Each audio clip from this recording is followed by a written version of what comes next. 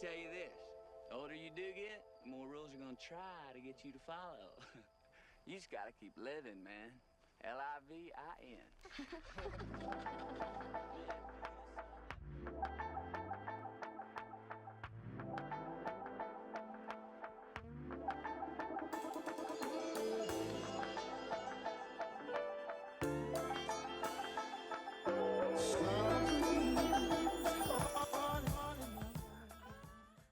Blaine, thanks for training with me today. Absolutely. Thanks for coming out to Iceland. Yeah, it's beautiful here. We're in Akureyri, is that how you say it? Akureyri. There you go. That's where we are. I've been here a couple of days and it's fantastic. But Blaine, talk me through the overall flow of the session today, just so kind of people know what we're working on today.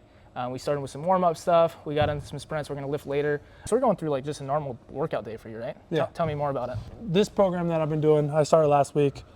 I'm calling it the Summer of Speed. And it's the first time where I'm actually doing sprinting and lifting within a single session. Prior to that, I've had those kind of separated into separate days.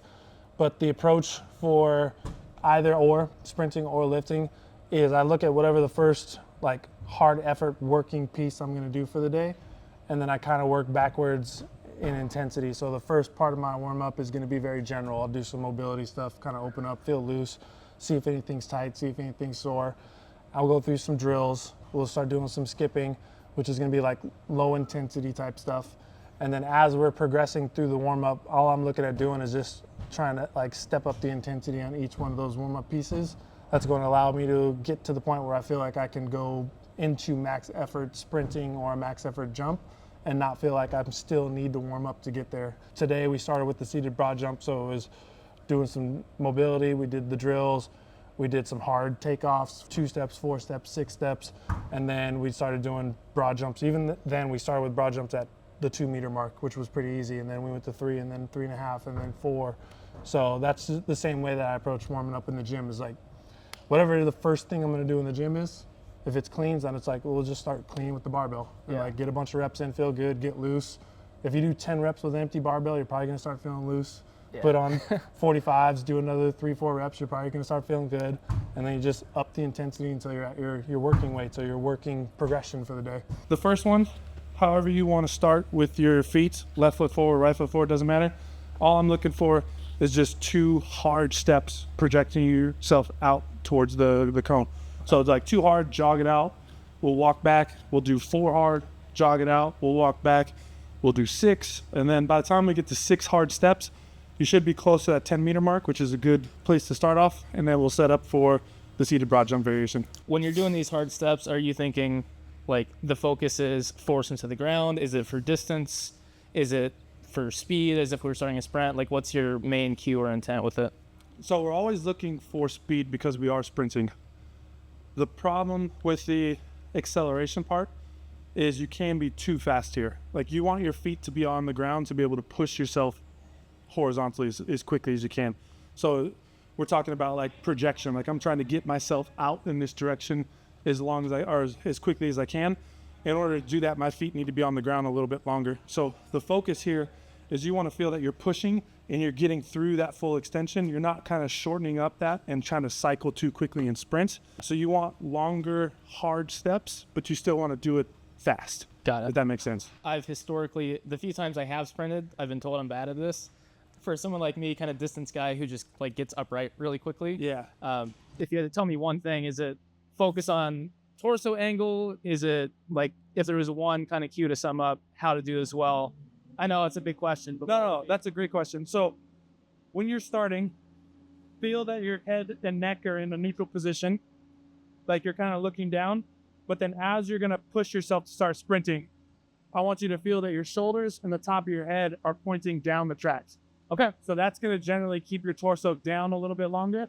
Because like if you have the problem of popping up too fast, what happens is people do this and their head and shoulders pop up. So we want to keep the head, the shoulders, everything pointing in this direction as we're about to go. Got it.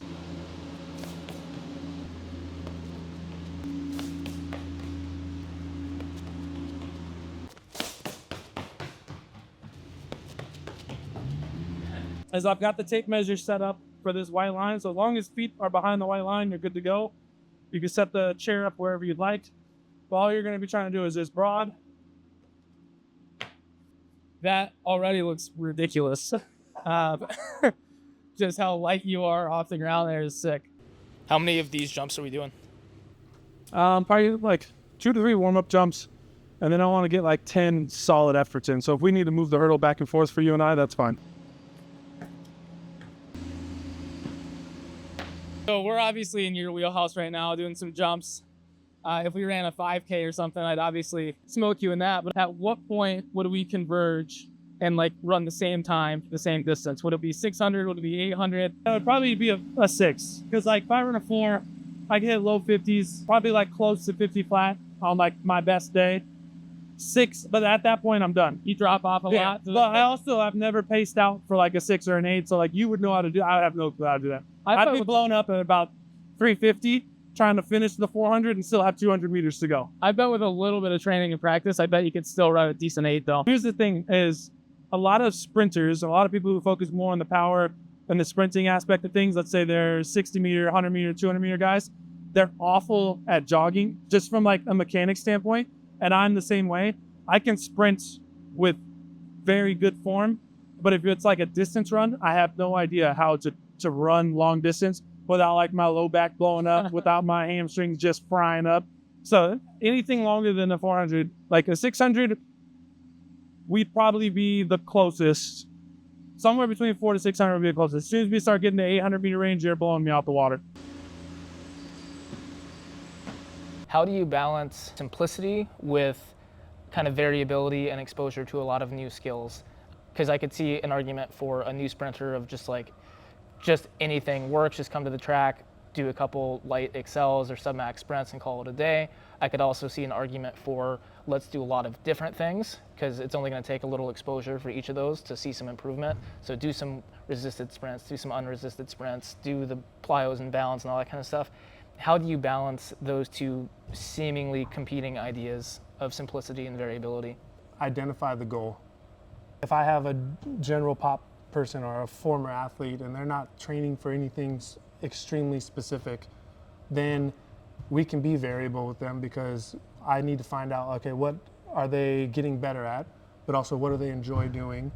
And then we can make it, it's like depending on the equipment that you have and like the space you have available for, we can make it extremely simple. If you only have an open space, no sled, no like we can just, but then we can be variable with that in terms of rest periods, in terms of distances. We can have variations of jumping and plyos that we can do maybe in between each of the sprints. So even though we don't have a sled, we might do a 10-meter sprint, and then we might do 10 meters of broad jumps in between and give them variability if they want that. Or we can keep it simple. So I think a lot of it is going to be dictated by the person with their goals. Do they just want to go out and just run a couple hard 10s and feel good, or do they want to get fast? Because that's going to look like 2 different programs. And then you mold it off of them. If you have somebody that's extremely specific and they're very like, I want to get fast at 100 meters, then the variability is going to be different for them because they have a more specific goal. So that wide base of variability for the GPP guy, former athlete that just wants to train and have fun, versus the narrow variability for the super specific, I need to drop 2/10 off my 100 time, and we need to be able to do that in a very like strategic manner. Sure. For a beginner, someone who's just getting started, would you give them like a larger volume of lower intensity submaximal stuff, or a very small amount of volume but kind of go hard right away, or some combination of the two? I'd probably do a combination of two. I want them to experience intensity, and we can do that through different means. So even if I have somebody brand new and I want them to experience intensity, what I could do is load up a sled to the point where like they're just walking really hard with the sled, but they're in acceleration mechanics. Like they're projecting themselves forward and really driving. Like they can do that safely. And then they can feel like they're putting in a really hard effort into dragging their body weight on a sled. And that will give them the intensity. And then we can add in longer, easier runs, tempo type work that's going to allow them to get a little bit more volume in, to help them get into better shape or build capacity, build up their tissue tolerance so they can handle more intensity later on. So when we start lightening up that sled and now we're moving faster, they can move faster safely. Gotcha. So we can do both from day one. Like again, it's the variability part. It's like, what do you have access to? What do you want to do?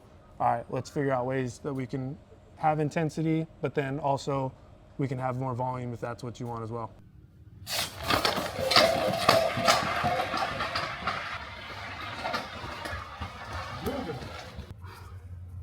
All right, first rep's always the sloppiest.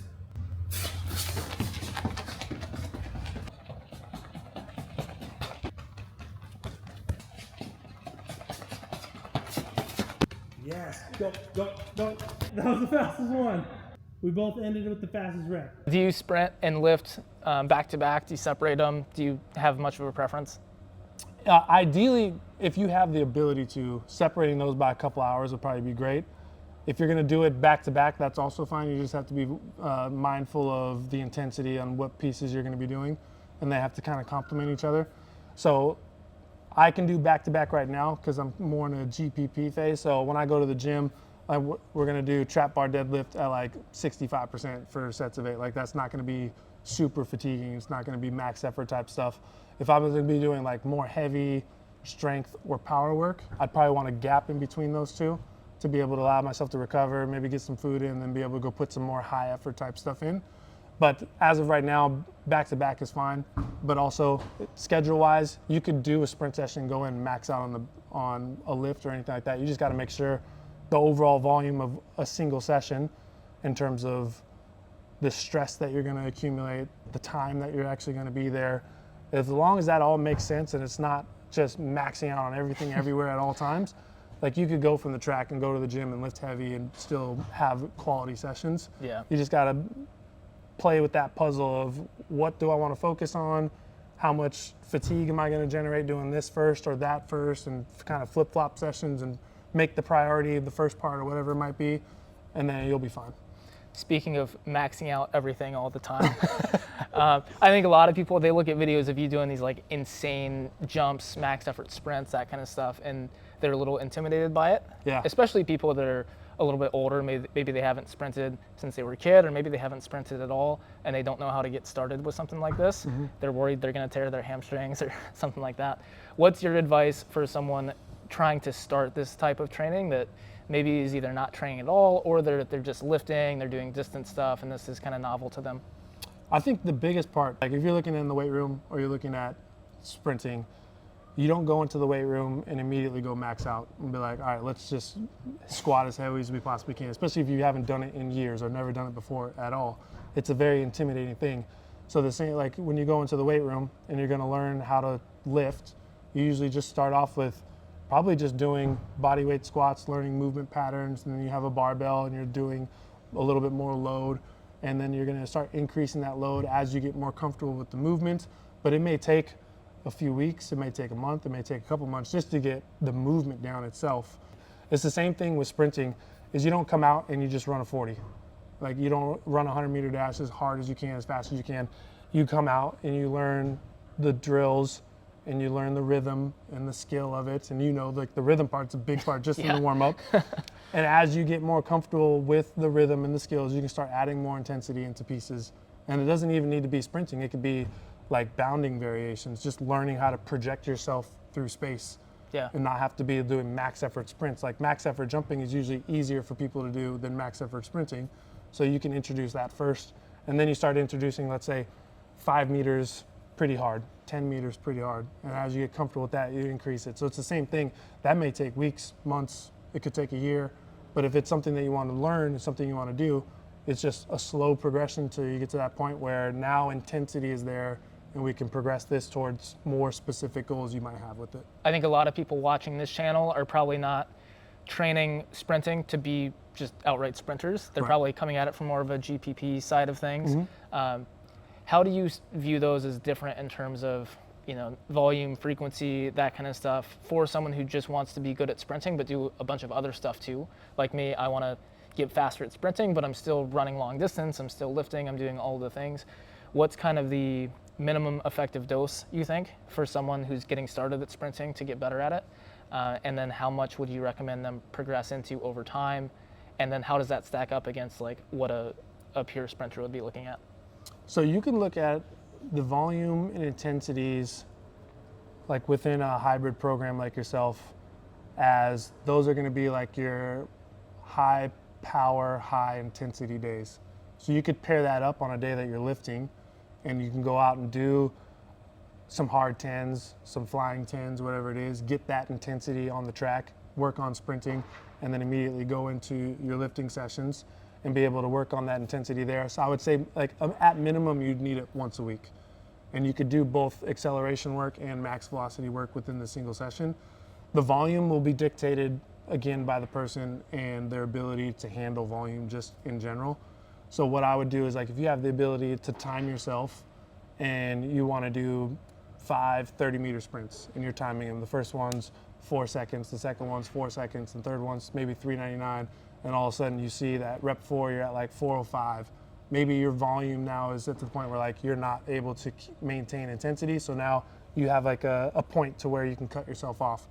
Or you can get onto a treadmill if you don't have access to a track, and you can just do like hard sprints for 3 seconds, hard sprints for 4 seconds, until the point where you feel like, all right, I'm at that breaking point where it's like, I feel really warm and good right here, so I could keep sprinting if I want, or I can go do my lifting and get some more intensity on that.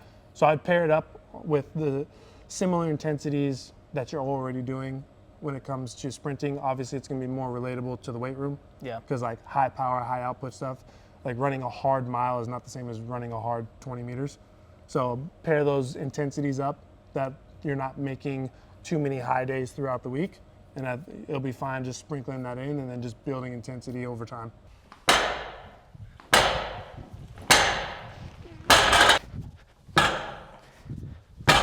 Boom. Right. For me, trap bar is just a squat variation.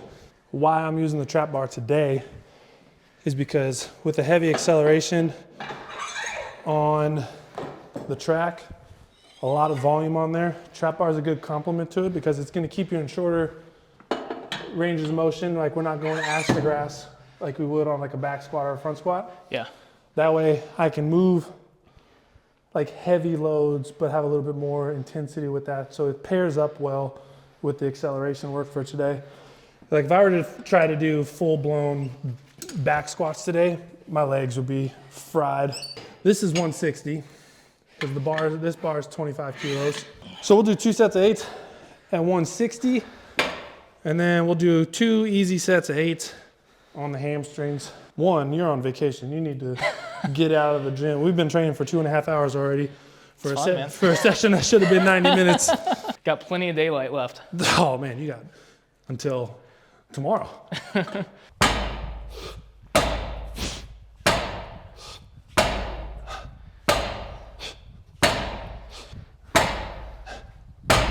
Mine are not going to be that fast, but I'll try.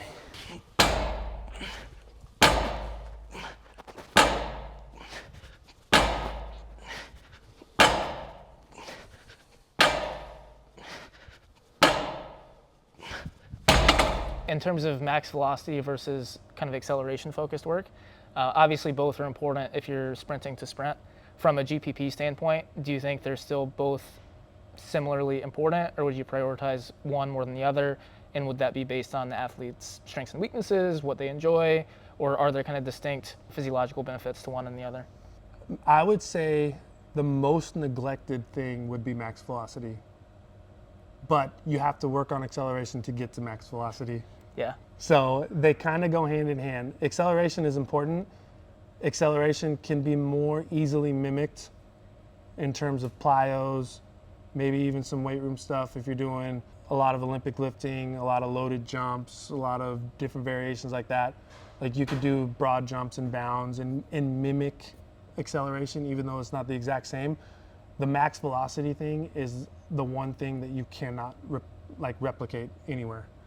When you're looking at the forces that the body experiences over max velocity, parts of the leg can experience up to like 9 times body weight.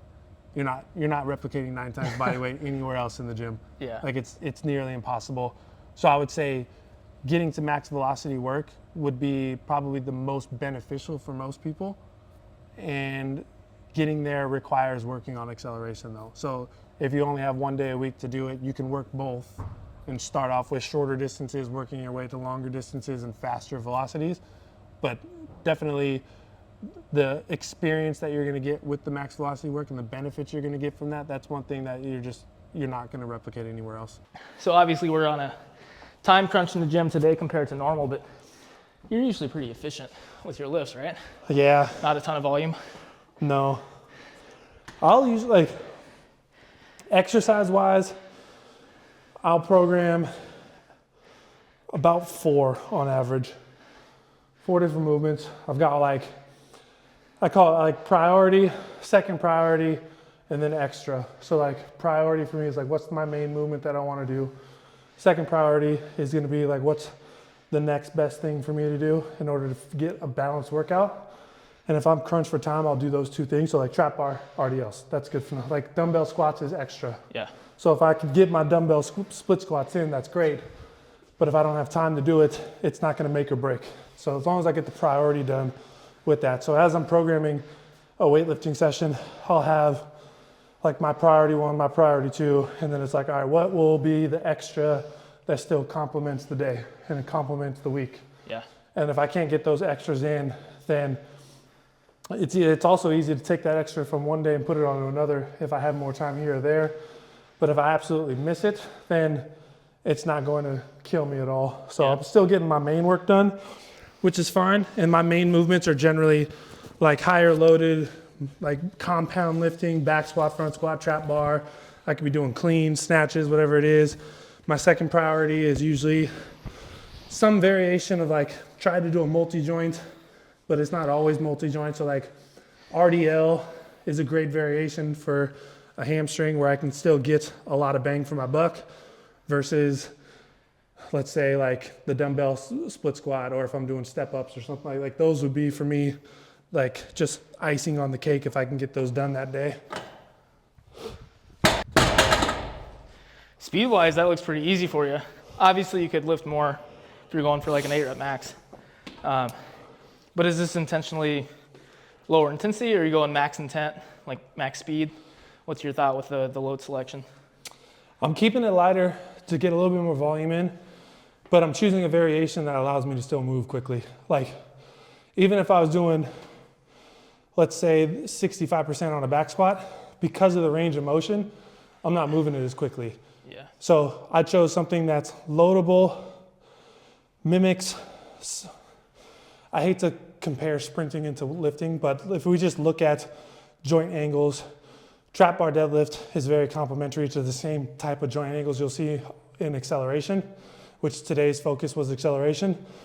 So being at like just above those 90 degrees is like the same position, like my front leg's gonna be just above 90 degrees. So we're working similar joint angles in terms of producing force, but I still want this to move quickly. Like I don't want to grind through this right now. So do you have any grindy reps in your program at all, or are you pretty much always moving fast? I mean, later at the end of the week, I'm doing sets of 8 on back squat, and those are going to get pretty grindy. Okay. Like even at lower volume, like 8s at 75% is pretty grindy. Yeah.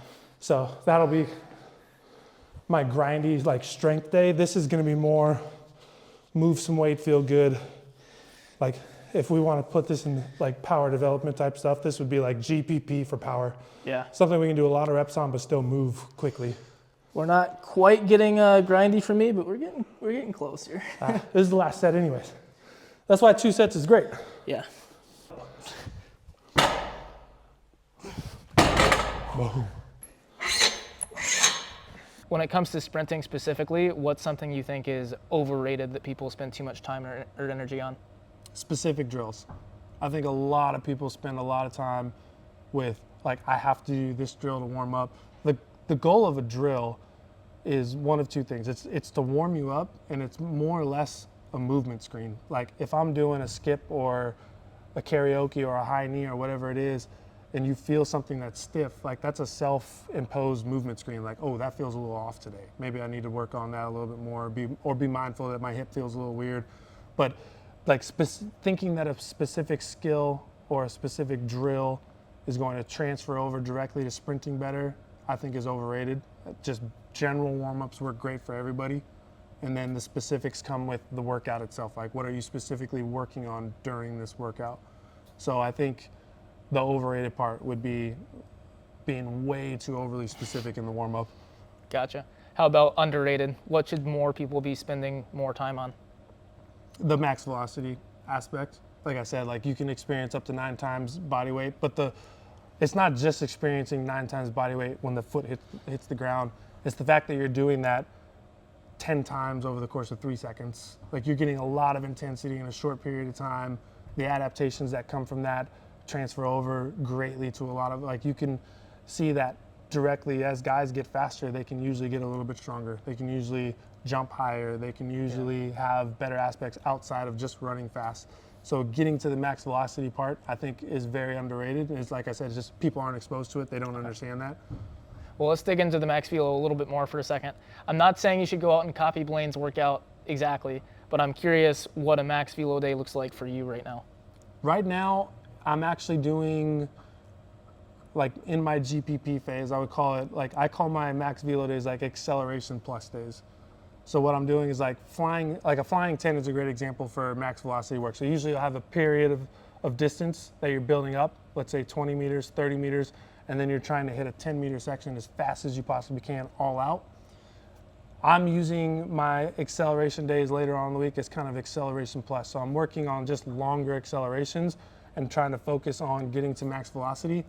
You can work max velocity at a short to long distance as well. So what short to long means is like you're usually going to start off with a shorter build-up zone and build up the tolerance for max velocity, and then you'll start increasing that build-up zone as you go. So if I did a 10-meter fly or a 10-meter build into a 10-meter fly, obviously that 10-meter fly is going to be slower than if I did a 30-meter build into a 10-meter fly. So as you start getting exposure to max velocity, you increase your build-up zone. It allows you to hit higher velocities later on. So I'm right now in that short build-up zone because I'm not really focused on it. As I get into the next phase of this program that I'm on, I'll start increasing that zone and be getting up to a little bit more velocities. But right now it's very minimal. I would say I'm doing 10 to 20 meter builds or 10 to 30 meter sprints, and that's kind of the max distance that I'm at right now. And then I'll introduce more longer sprints where I'm going to be doing 40, 50s, and 60s for my max velo work, let's say in like 6 weeks, maybe 8 weeks or so. How much would you recommend people do like sprints in the 100 to 200 range? Like all out? Yeah, or close. If you're going to do that in a single session, you probably got 1, maybe 2 in you. Because that distance at an all-out pace is extremely fatiguing. So you probably got 1 to 2 good reps, and you probably only need to do that once every 8 weeks. Yeah. Yeah. So like, if you're a 100-meter sprinter, and we're talking about specificity, the most specific thing you can do in training is sprint 100 meters.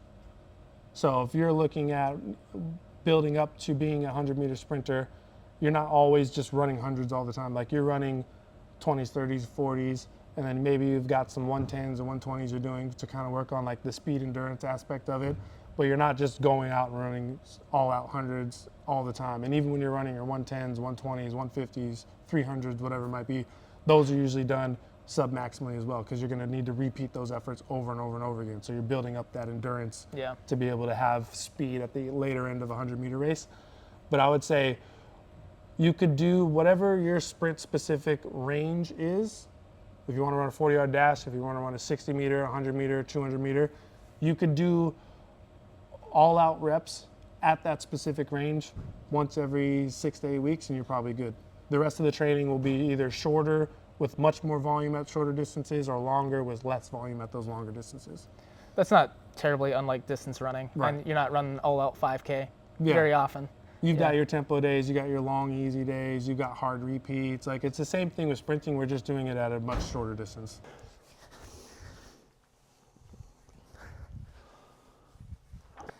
Maybe one day I'll get you to run at least a mile. It'll be fun to see. I'm gonna have to run a mile for Apex.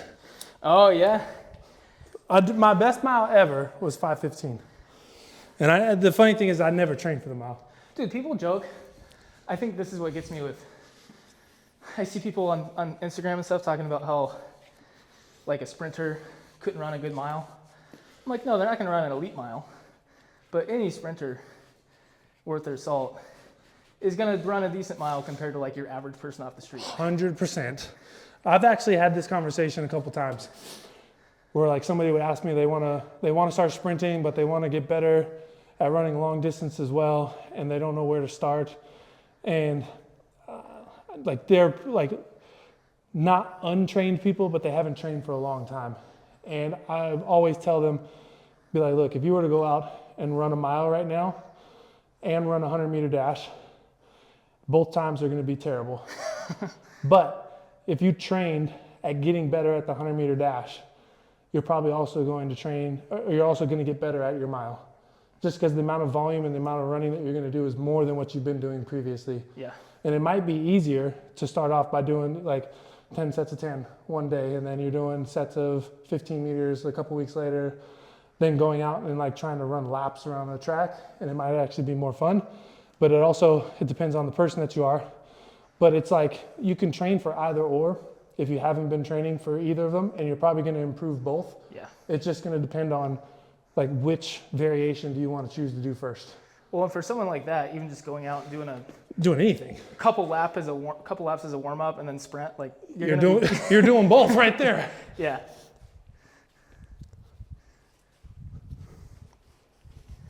I always say good runners are good runners. I think too many novices and even intermediates care too much about the difference between training for a 5K versus training for a half marathon. I'm like, just get good at running, period. Yeah. When you're pretty That's new, kind of the premise I was saying, is like you could train for either specifically and you'll get better at both. Yeah. But if you want to become like closer to high level in either, you'll need to get more specific. But it's not necessarily an either or situation. It's like just choose the one that you think is going to be more fun, or the one that you're going to enjoy more, the one that you can stick with, and both of them will probably improve. I don't think most people realize how similar, especially at a high level, like training for the mile versus training for a marathon, how much overlap there is. Oh, yeah. Like the training is almost the same. The main difference is as a beginner, you're more limited just by your ability to cover the distance. Yep. You know, so with a marathon, you got to get the miles in. But once you've been running a little bit, training for a mile versus a marathon, it all starts to look pretty similar. I gave that example on my story. Mo Farah, one of the best marathon runners of all time. Yep. In a 5K race, he closed the 5K, final lap, 50-second 400. I'm like, this is a marathon guy running like 12.5-second 100-meter splits at the end of a 5K. That's like insane. Good runners are good at running. Good runners. So whenever I hear a distance person be like, oh, I'm more of a distance person, not a speed person, I'm like, that's 100% a cope. I think that's it for me today. Easy work. Nothing to it. How much value do you see in like kind of low intensity, steady state work for two different groups of people? One, people like yourself who they may not be doing a lot of steady state work, but they are training consistently hard, 90 minutes a day, that kind of thing, versus someone that only has a couple hours tops per week to train and wants to do it all. Would you recommend more or less conditioning, steady state work for one of those two groups of people? Is it something you don't really prioritize regardless? I'm kind of curious more on your thoughts behind when and if you would program that kind of stuff. It's always going to depend on the individual. Somebody who is training more frequently for 90 minutes probably has less need than the person who's going to train 3 hours a week, because the frequency at which they're spending time just training in general, they're probably going to have some aspects of being conditioned because they're training frequently throughout the week, 5-6 days a week, versus someone who's going to train 3 days a week for 1 hour. Now that person's got essentially more time that they're not training than what they are in terms of days. So having that person have a longer steady state day is probably more beneficial for that one, because they have less time to spend with frequency in terms of times per week that they're going to be able to go to the gym. Yeah. I mean, I think the steady state stuff is beneficial. I do. I think it's great for everybody. I don't do it because I don't have anything specific for it. I don't have recovery issues. I don't have a goal of running a mile or anything like that. Like even my conditioning work now is more specific towards the track, where I have my tempo days where I'll run 10 hundreds back and forth with 30 seconds rest in between. Like that's a conditioning aspect, and that's great for what I'm doing. It's not low steady state type stuff, but I'm also coming to the track 5 days a week. Yeah. And I'm getting my conditioning also just from the fact that I'm here frequent. I didn't prep him on that question ahead of time, by the way, but I'm glad you answered the way you did. It was like kind of exactly what I was thinking too. I think a lot of times people, they follow your content or my content or some other coach's content, and they'll be like, well, Blaine said, and well, Alec said, and like, think about the audience and like who they're talking to and what their goals are too. Because I get a lot of people who are probably like dudes in their 30s or 40s who haven't worked out much in general. They're working a full-time job, they're training 3 days a week, and they're like, well, so-and-so doesn't do any like low intensity cardio. I'm like, well, yeah, they've been sprinting and lifting consistently for like 20 plus years. They have a really solid like base of fitness to work on. You're like out of shape and get winded, you know, going up a flight of stairs. You might want to sprinkle in a little bit of support work. Yes. That's kind of my general take on it, is like you got to think about the context, the person, their athletic base. Like a lot of lifelong athletes are just in shape. Yeah. You know, I don't know if that aligns with your views on it, but 100%. hopefully that helps people reconcile like maybe some differences in our approach and our content. This, but he said that. Appreciate y'all for watching. Alec, thank you for coming out, man. Thank you, man. It's been incredible to have you here. The fact that you're out here in Iceland and got to train here, I've had a lot of requests for people like, oh, you should train with this person, you should train with that person. I'm like, I am on an island in the middle of nowhere, literally. Thank you for having me. Absolutely.